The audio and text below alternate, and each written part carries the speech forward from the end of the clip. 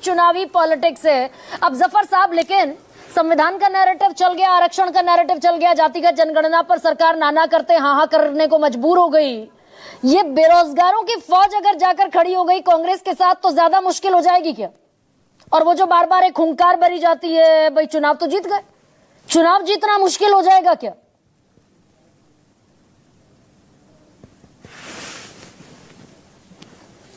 Sir unmute कीजिए ना जफर साहब। ये जब फेल हो जाते हैं, ऑडिबल है? अनम्यूट तो हूँ ना, now it's Audible, carry on sir. Audible है ना?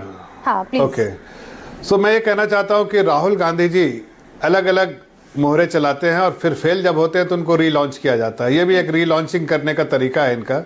लेकिन सबको मालूम है कि जिनकी सरकार 60 साल तक रही, बेरोजगारी रहे, रोटी कपड़ा मकान का वादा रहा और रोजगार देने का वादा रहा, उन्होंने कुछ नहीं किया समाज के लिए। तो अभी सत्ता से आपने सही फरमाया, सत्ता से इतनी लंबे दूरी रही इनकी, इतने देर तक सत्ता से बाहर नहीं रहे, तो इनको नए नए आइडियाज आते हैं कि किस तरह से रिलॉन्च किया जाए। राहुल गांधी जी लेकिन हर इस पे फेल हो रहे हैं। जिस तरह जब भी लॉन्च किया जाता है फेल हो जाते हैं, तो फिर सोचते हैं किसी तरह से रीलॉन्च किया, इसलिए पार्टी में कोई और चेहरा नहीं है और किसी को चेहरा देना बनाना नहीं चाहते, जनगणना पर तो पास हो गए, जातिगत जनगणना पर तो बीजेपी को झुकना पड़ गया इस प्लांक पर।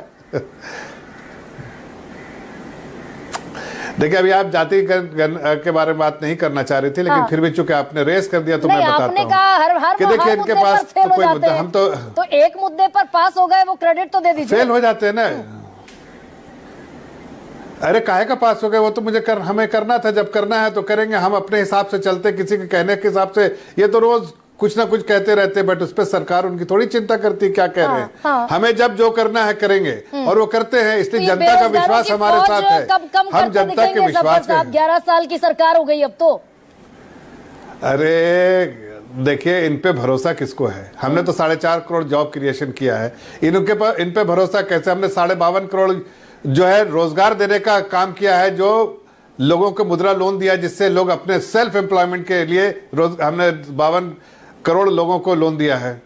तो अगर, और उसमें महिलाएं भी हैं, उसमें ऐसे पिछड़े जाति के हैं लोग, ऐसे पिछड़े लोग हैं जिनको कभी बैंक में लोन नहीं मिला था, उन लोगों को हम लोगों ने पैसा दिया ताकि वो अपने पास आइडियाज है, वो बिजनेस कर पाएगा और खुद सेल्फ एम्प्लॉयड हो जाए, सेल्फ रिलायंट हो जाए, और 2-4 लोगों को नौकरी भी देते हैं। नहीं तो फिर जफर साहब, हमारी सोच थी कि सफाई कर्मचारी की भर्ती निकली ना, अगर इतना हो गया, मुद्रा लोन भी दे दिया, 4.5 करोड़ रोजगार भी दे दिए, सब कुछ हो गया, तो ये चपरासी की नौकरी के लिए 4 लाख आवेदन, मात्र 5,000 वैकेंसी पर कहां से आ गए? हरियाणा में आपकी सरकार, उत्तर प्रदेश में आवेदन आ गए 48 लाख, मात्र 60,000 खाली पद थे कांस्टेबल भर्ती के लिए, उत्तर प्रदेश में आपकी सरकार, मध्य प्रदेश में आपकी सरकार। कहां से आ जा रही है बेरोजगारों की फौज पर? देखिए, मैंने ऐसा कभी नहीं कहा कि 100% जो है अनएम्प्लॉयमेंट खत्म हो गया है, ऐसा मैंने कहा क्या? देश में दुनिया की 20% आबादी दुनिया की 20% आबादी इस देश में रहती है।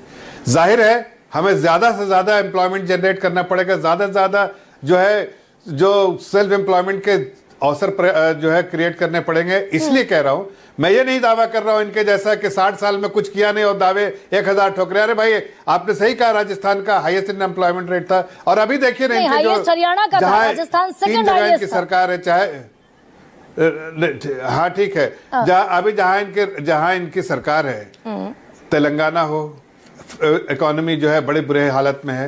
आप हिमाचल को उठा लीजिए, वहां भी इकोनॉमी बुरी हालत में है।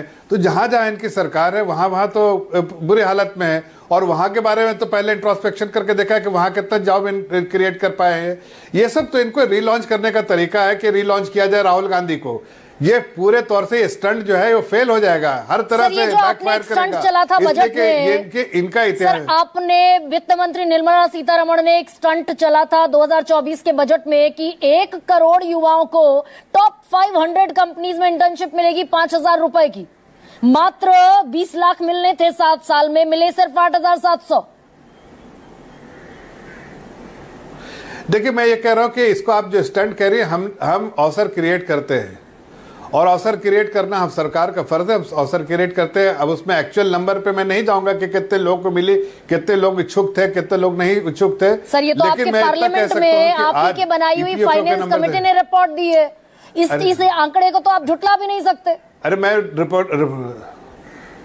मैं रिपोर्ट को कहाँ खारिज कर रहा हूँ, कोई आपके आंकड़े पर नहीं। मैं कह रहा हूँ कि हर आंकड़े का अलग अलग पर्सपेक्टिव होता है। मैं कह रहा हूँ यहाँ रोजगार की बात कर रहे हैं, वहां इंटर्नशिप की बात कर रहे हैं। हमने ऐसे सिचुएशन क्रिएट किए जहां पर लोग 5,000 क्या 5 लाख कमा रहे हैं। आप देखिए कई लोगों के, कई बेनिफिशियरीज जो हैं जो मुद्रा लोन के, उनसे बात कीजिए। वो कहते हैं कि हम तो कल तक नौकरी ढूंढ रहे थे, आज हमारे पास साधन है, लोन मिल रहा है, हम खुद से अपना बिजनेस कर रहे हैं और 4 लोगों को एम्प्लॉयमेंट भी दे रहे हैं। ये कौन लोग हैं? वो 4 लोग मेरी समझ से बाहर है। आंकड़े कौन लोग हैं? क्योंकि 15 से 29 साल के इस देश में, ना सर, मैं आंकड़ा फिर रख रही हूँ आपके सामने, क्योंकि मुझे पता है कि बगैर आंकड़े के तो अपना बहस मुबाइसा करते रहिए। 15 से 29 साल के 42% लोग बेरोजगार घूम रहे हैं, 15 से 29 साल के। अब कौन 4 लोग हैं वो जिन्हें मिल गई नौकरी? लेकिन मैं ये पूछ रही थी, मैं पॉलिटिकल सवाल पर आती हूँ सर, ये मुश्किल होगा क्या? ये फौज अगर खड़ी हो गई विपक्षियों के साथ जाकर?